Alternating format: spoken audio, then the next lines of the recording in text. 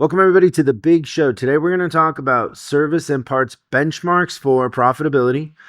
There's some interesting news about some of the dealer groups and some sad news about Christian. Some very, very sad news about Christian. That and much, much more coming up on Service Drive Revolution.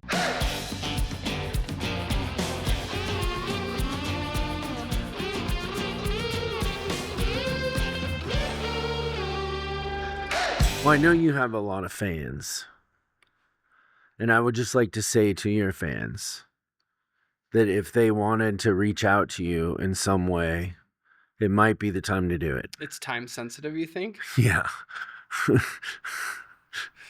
Like if anybody cares about Christian, you might want to send him a little note. Just what would be the spirit of that note? Like, you meant a lot to me. Sorry to see you go. I think you made me smile would be like the best possible compliment someone could pay me. That's what you want. Do you want that on your tombstone? Yeah. You said you had your affairs in order, but do you have what you want on your tombstone? I don't have. Where do you want to be buried? Probably in my family's plot in Illinois. You made me smile. Yeah. If you're listening to this, Chris is writing Josh, it down. Could you ask? I know Alex is super busy, but could you ask her really nice to come in here for a second? So yesterday, just for everybody to understand, and I don't know why you asked to have your blood pressure checked. Also, I didn't know we had the machine here. I have one at home. Yeah. But how long have we had the machine here? Months. Months? Why did you ask to have your blood pressure checked? I just check it every once. But did you feel like your eyesight going blurry, or like what was going on? No, I don't know how to explain it. So I've had where I've gone to the doctor and the doctor's like, "Oh, that cuff doesn't work." So then they would put a different. But why did you ask to have your blood pressure? It was very random. Like, I was there and you go, "Hey, can you check my blood pressure?" Yeah, I just. Well, what was going on in your body? That's not a thing that you've ever said before. So something had to have made you feel like your blood pressure was high. Yeah, like a fluttering is what I would suggest. Okay, so your heart was like Alex Van Halen, Hot for Teacher? Not quite Hot for Teacher, but let's say By the way, for you youngins, that's a song by a band called Van Halen, and it's a drum solo at the beginning where there's a lot of double kick drum, and it's really fast. Yeah, so not quite. We can't assume everybody knows. Yeah, it was more like maybe more like 1984. Bum bum bum. Okay. The doctor's here. Okay, so you felt like a heart fibrillation or something? Is that what they would call it? Yeah. And how often have you felt that lately? I don't know, a few times, but I hadn't checked. Okay, and what was it yesterday, Alex? 240 to 140. 240 to 140. Yeah. Exactly. Okay, relax. So just for context, my blood pressure was 180, and they wanted to take me to the ER. Yours was 150 yesterday. No, I'm saying there was a time where I was going to get a drip, like a IV of vitamins, and they wouldn't do it because they said putting that much liquid into my system would cause a problem, and they wanted me to go get it checked. Yay. I love that you think this is so funny. Like, you will have a stroke just to be funny about it. Like, that's how committed you are to making people laugh. It's not good. Is this thing working? Yeah, it's way better. Well, what is it? 209 123 to 123. It's not better. It was like 240 yesterday. To 123. Look at how much better that is. Oh, yeah. It's come way down. I attribute that. It's all because you stopped drinking coffee. How old are you? 49. Siri, could you check and see if for somebody who's 49, if the blood pressure of 209 over 125 is okay? Siri just called 911. This is a hypertension crisis. is what this just said. A blood pressure reading of 209/125 indicates that you are at a hypertension crisis. As per latest guidelines,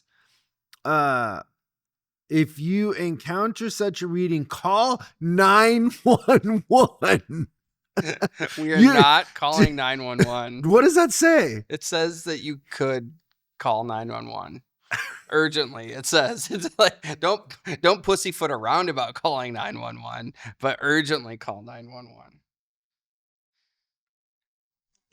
I have a history of high blood pressure in my family. You say that like it's okay. There are so many. I would just encourage everybody to reach out and tell Christian that he made you smile. Just in case. Just in case. Should I give out your cell phone number? I mean, it doesn't matter at this point, I does feel it? like almost everyone has it, so it's not like it's not a security issue. But it did get me to kind of thinking though, like, because I know one of the side effects of high blood pressure is a heart attack, right? And do you know what? Do you know why Chuck Norris will never ever have a heart attack? Why? Because his heart knows way better than to ever attack him. You're not Chuck Norris. I don't know. I might be invincible. What is going on? What So you just is it your chick? She's just like tamales and tortillas every night? well, that doesn't help for sure. However, this cooked in lard. right. So the one thing that I do like about Oh. this new thing where she's at her business every night, I'm back in charge of my diet. So I'm switching. I mean, just from a video that you sent me, but I'm going to switch to that keto diet. Whereas That's not keto, it's carnivore. yeah, it's even more than. But you I go would into just do that. Yeah, you go into ketosis. And but I'll show you the thing I'm drinking in the morning. Off. It helps. yeah. So if I had to do a diet change when she was making every meal for me, it's harder. But now I'm in charge of my own food, which is great. Did you see what my blood pressure was? I did. It was Perfect. 150/80 or something like that. Like That's it was. perfect. I have blood pressure envy. And you're working out too. That's what's weird. It's all Yeah. the food. It's all the food. It's all the food. And then there was also from a video that Do you think she's trying to kill you? I doubt it. I mean, she gets some insurance money, but like not enough. That wasn't convincing. That wasn't convincing. Not enough to you had to look not enough up. to make it. You looked up and you're like, I doubt it. Like a normal person would be like, no way. You're like, well, I doubt it. There's still a possibility. I'm willing to accept everything. It's like as a somebody says possibility. try. You're like, well, I don't think so. But oh my goodness, I'm worried. I know. I thought Alex was gonna cry. There's another thing that you should be taking that I'm gonna order you. It's besides that other one I gave you, but that's so scary. Yeah, we'll get it all under I control. wouldn't work out until you get it down. So I didn't work out last night. Maybe just walk. Yeah, I think I'm gonna stop running and just walk. I agree with you because I want to get 10,000 steps a day, and I think it's really healthy. Yeah. Well, and that'll help you, but the diet will do it quicker than anything. For sure, I want to do both. So I think that it's just a Just really go good to Costco. I know you love Costco. I do love and Costco. just load up on steak. And yeah, whatever you do looks great. And I'm not hungry. Like I don't get hungry. Yeah. So I think that And I'm bulking up too. I don't know if you've noticed, but like, well, you've always looked really strong to me. but I mean, it's the mass is, there's just more muscle. Yeah. That's I'm kind of getting fun. my blood work too next week. I'm curious to see, but I bet you it's the best it's ever been. Yeah. If I went in there, the vials would probably blow up. It's like a milkshake. Yeah. I Oh, definitely need to Christian. stop snacking. Probably stop Well, if you running. eat the carnivore thing, you're not hungry. Yeah. I would really like to not be hungry because I am a lot. And then I'm skipping the morning. yeah, so it's the video said 16 hours. Just Yeah. there's 8 hours a day when you eat, which makes sense to me too. I can work with that. So much more energy. Like I feel I'm getting more done. Like I'm also not drinking. Yeah, so I'm not. I will drink sometimes, like Let me think. When we went to the World Series, I drank after. Well, But just we went to the World Series, but I never saw you. I was there. I I never promise. saw you. It was so much fun. I've never been to a World Series game. That was really exciting. And it was an engaging game the whole time. Yeah, you And know what? I'm glad they won because I've felt like with Luis, like every time we take it into a Raiders game, they lose. yes. And finally, like I took him to something where he won. So I snuck a couple of looks at Luis, and he was like an 8-year-old. He's a hardcore Dodgers fan. And he was so happy, and like it was also his first World Series game.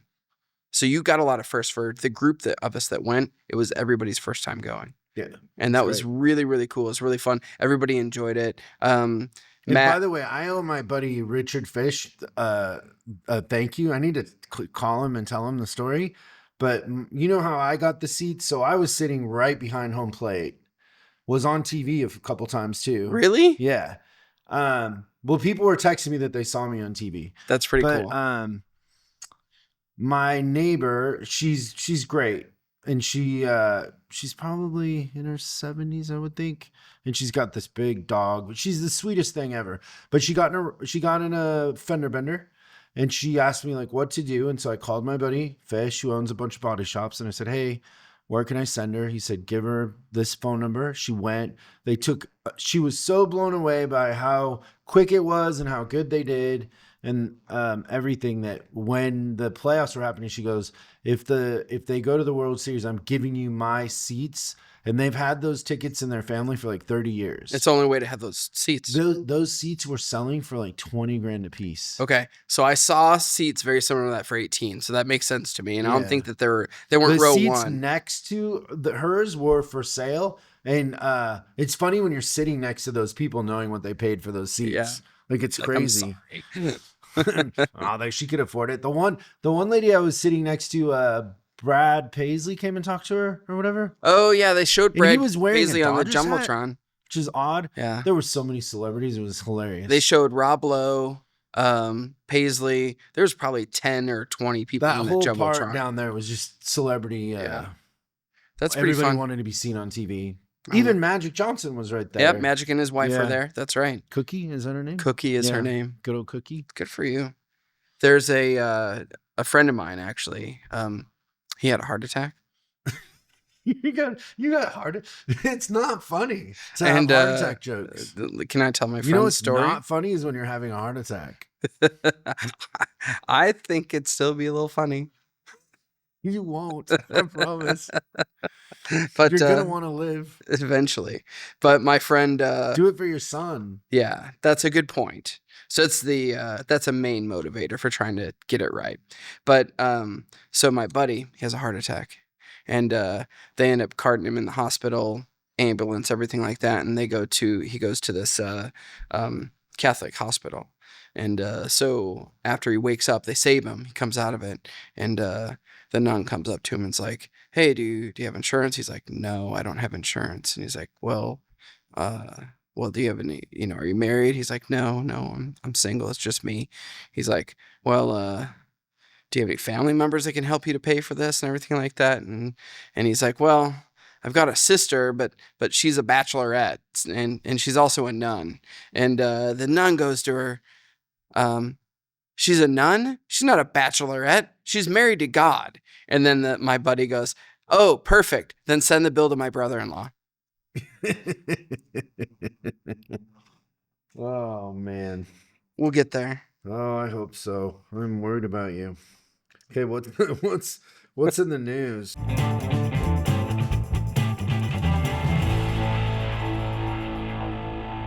So I've got one topic in the news. It's out of automotive news, but the Q3 reports are for some of the big dealer groups.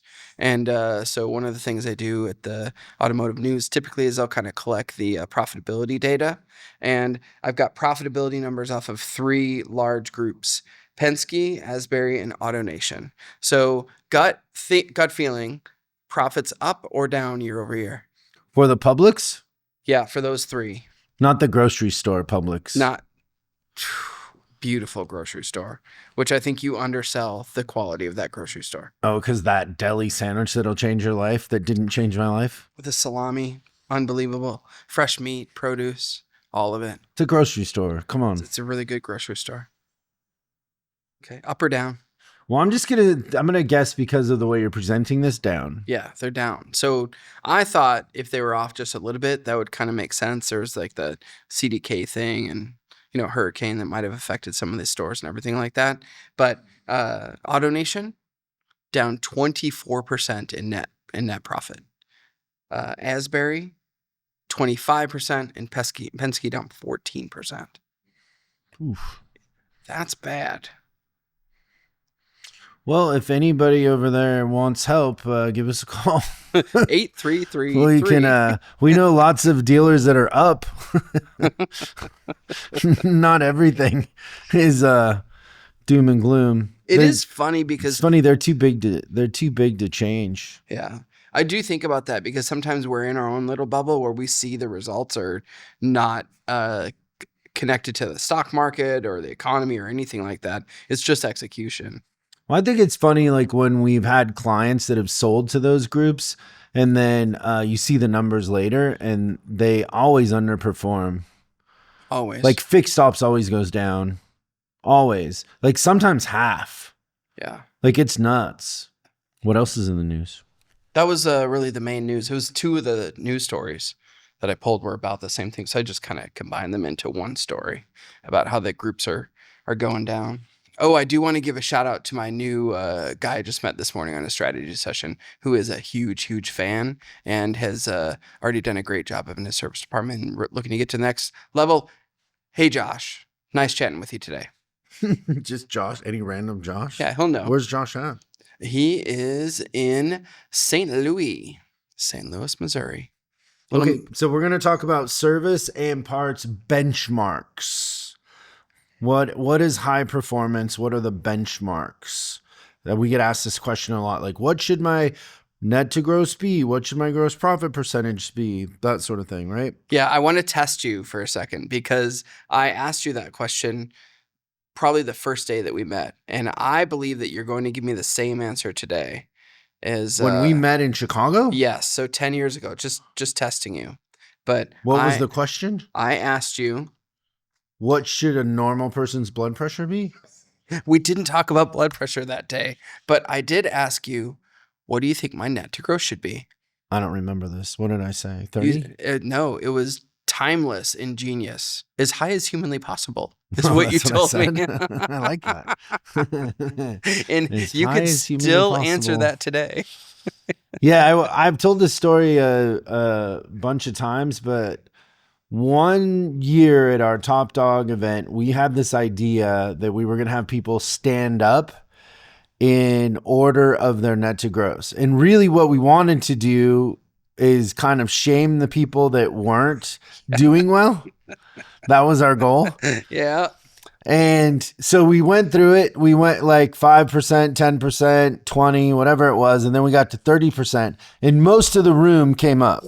Like the room made noise from so many people standing up. And later, like just thinking about that, I was like, wow, like it was interesting that there was only, I think, 2 people above 40 or maybe 1. I think it was just that one guy from Salt Lake City, Utah. And I don't even think he had expenses. Like he was part of a group and there was some like really favorable they didn't charge stuff. fixed to them or whatever. So his 40% really was, I don't think it was 30%.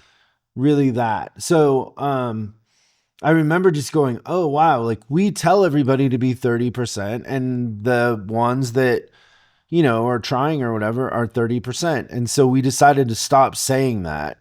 And now it's crazy how many we have over 40 and over 50. We had 2 over 60 last month. Yeah. Isn't it funny? And that's all because of us. We just stopped saying anything. We stopped saying 30% was the goal. And we said as high as and we just started possible. talking about all the people that are doing 50 or whatever, right?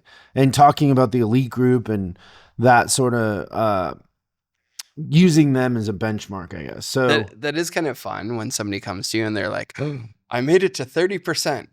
And then I'll be like, You would have been in 45th place amongst our Yeah. customers. Yep. It's funny. And so just also to clarify for you, if you're kind of newer to this and you don't understand what net to gross is, that's a measurable of how much profit you're making as a percentage of your gross, right? So let's say you did $1 million in gross and you made 200,000 in profit. That means you'd be 20% net to gross. You would take the little number divided by the big number, and that would give you the percentage. And so that's a measurement that, we've looked at. There's been NADA guides for it. It's a pretty common thing. And most of the time, service managers don't see the financial statement and they're not aware of what that should be. Yeah, they have no idea how to get there. They don't know they never even heard the term net to gross before. And when you talk about the public companies, most of the time, the public companies don't put expenses into the department. So their service departments might be 50% net to gross, but they have no fixed or semi-fixed really in there. It's not real. And so it's not a real number. We're talking about net to gross with real expenses, covering your overhead like a normal dealership would. Like there's no funny business with the math and that sort of thing. That does happen, but we're just saying in our measurements, most of our clients are like, single dealers or smaller privately owned dealer groups, and they are doing the accounting in the way that it, should be done. Yeah, it's always clean. Or they make adjustments to make it clean because they understand that if they're not doing the right things, they're just making more work for themselves. Yeah, and in our competition, in our software, the second place audits first place. So we do have some accountability when it comes to the comp and that sort of thing. But yeah, I mean the numbers are real. And so do you want to start with parts? Sure. So what is the benchmark, like the top 20% for net to gross? Do you have gross profit for parts? I don't have gross. I just have net. So what is the net? Our top 20 for parts was 40%. 40%? Yep. So that's the average of the top 20%. Top 20%. And then what is it for service? A little bit better. You had almost guessed this on the nose earlier. 42%. What did I say? 41? 41. Yeah. So 42% net to gross. And then do you have the gross profit percentage? I do. Just for service though. 78%. Yeah, I was going to guess 80. Okay. For that. We have stores that are over 80, but the top 20% average came out to 78. Yep. Good. And so, for every dollar in gross profit, you should be holding on to 40, 50 cents, like almost half of it, which might seem impossible and unheard of, but it's not. You just need the right systems. And I think the leverage that we have in the marketplace is we're really good at training service managers and service directors and parts managers how the numbers work. Like we make accounting very simple for them, and then how you can create outcomes intentionally with those numbers. Like what buttons you need to push to drive profitability. Most of the time we don't, in the average dealership, we don't see the numbers. And if you don't see the numbers, you don't know how to really create any sort of outcome or change. And what we're told is just get me more gross, so we'll spend our way into that. And so there is a lot of freedom in knowing. And if you're a dealer out there and you're thinking, oh well, let me send the next guy that I'm gonna hire to your training, I would say send us who you have. Like most of the time we can turn somebody around just by showing them how it works. They never had a chance before. We're not arguing about anything. It's not a foreign concept. We're just educating them and showing them where the buttons are and what we've seen that works. Most of the time they want to do it once they see it because it makes sense. It's intuitive. Yeah. But there's a lot of guys out there that just have never been trained. They could be in the industry 20, 30 years, or super confident, but at the heart of it, they really don't understand the numbers, and they're living a dual life, the life of what the financial statement is, and then the life of what they think the job is. Yep. I think it's really rare that somebody comes out of our masterclass that's not like a net to gross sniper.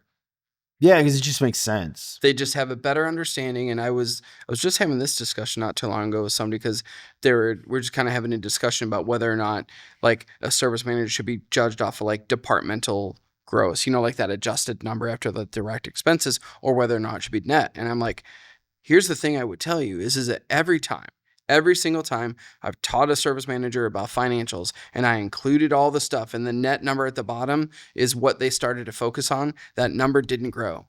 You can make other numbers grow and that number not grow. Oh, another one that I think is funny, and I don't mean this to punch down. That's not my intention, but dealers that really care, general manager will say, well, we just built a new building and I don't think they should be judged on those expenses. And I'm like, the opportunity of the new building is the opportunity. Like, let's go get the opportunity. We built a new building for a reason. We have more lifts. We have That's more, right. It's shiny and new. People are going to like it. Like, but a lot of times there's that mindset of, well, we don't really know how to get there. So let's manage by deduction. Like, let's take away measurables instead of just letting it be what it is. Like, it's a business that has overhead, and we need to run a profitable, healthy business. Yeah, and That's having a fixed expense is a very reasonable thing of any business. Yeah, and I do, in these measurements, the one thing that's missing is retention. We don't have industry-wide retention, and everybody tracks it a little bit different. But I see a time here in the near future where we can track that, and we will have retention numbers. I would love to have retention numbers by advisor too. Yeah. Think about the industry turnover for service managers, and then think about our turnover for service managers. It's Right. night and day. Night and day. I think we'd be below 5%. Oh, you might be right. When the industry average is over 50%. Yeah. Once they're armed, that's great. So if you don't understand what this is, I would, as quick as you can, email info@chriscollinsinc.com, set up a strategy session with us. We'll go through the numbers. We'll kind of explain it to you, and, get in our training. The leverage and the ROI from what we can bring to the table as far as return on investment is insane. Like, I've almost doubled my money in the last 4 months. What we do is way bigger than that. I would be upset. I wish I could do what we do for my personal finances. Yes, me too. If somebody came in and said, hey, Chris, I can 10x or 30x your profit, I would do it in a second. Yeah. And what would we pay for that? We'd pay $1 million for that. Probably. Yeah, it would be nuts. Yeah. So, we've designed this thing to be for the person working in the dealership, because I've been a dealer. We've worked in dealerships. We're not, this isn't the idealized version of things. This is just like, hey, it is what it is, and this is how it works, and let's go get it. Yeah, it's great. Okay. Well, thanks everybody. And we will see you next time on Service Drive Revolution. Please text and encourage Christian to change his habits. Signing off. Thanks so much for watching this episode of Service Job Revolution. We're uploading new stuff every day, so make sure you subscribe and click the bell icon so you don't miss out. If you have a question you'd like us to answer on the show, call 8333-ASK-SDR and we'll answer your question on the show. That's 8333-ASK-SDR. For special deals on our books and training, head over to offers.chriscollinsinc.com. Now that's offers.chriscollinsinc.com. I'm Chris Collins, and I'll see you in the next video.